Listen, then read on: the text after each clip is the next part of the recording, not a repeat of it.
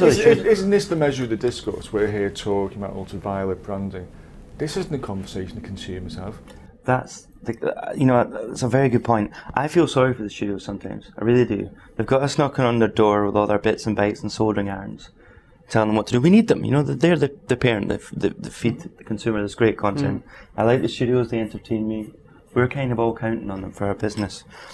And I think that these debates are good and bad, and they're industry debates. So the DRM debate is good and bad. It can stall things, but it also opens up, I wouldn't say more important discussions, but discussions that would probably be forgotten. And I think equally as important as DRM, perhaps even more important, is the GeoIP stuff.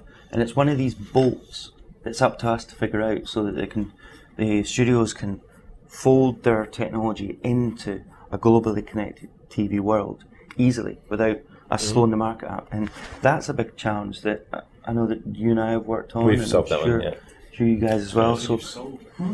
Well, the way the WUMI marketplace works is that we take we have a infrastructure that knows the rules for the content publishers and also knows a lot of information about the device and the viewer, and all that data is in one place. So actually, when you go to look for content and discover content in the WUMI application, it's pre-filtered by your preferences as a viewer. So you might be underage or whatever, but also the device capabilities, which you might not have the codec or the protocol or the DRM to get the content, and location is one of these security models. So we automatically prevent the discovery of content on a device that isn't eligible or capable for that content to be played.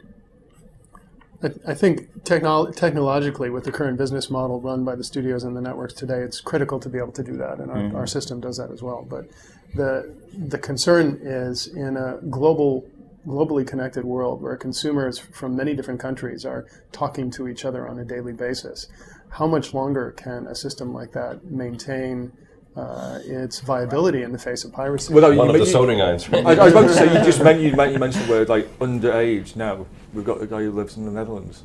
That concept of underage and aging and law is actually different. Yes. Yeah, that's hard. We're only 30 minutes flight away from City Airport. This is a very good reason why I think there has to be this intermediary delivering a service between a device and a publisher. I mean, where does all that? Where do the rules all sit in one place? Where those sort of things can be dealt with. I mean, yes, you need to know not only the age, but you also need to know the location. But you also need to maybe know the preferences of the person that's responsible for that household. You maybe also need to know in ultraviolet space that these devices are clustered into a household so that you can apply the same rules to multiple devices in the same. So the data has to be in a shared platform. And you've got to make it easy for the studios too, because when we've been buying content, we've all done it. All of us work with premium content people.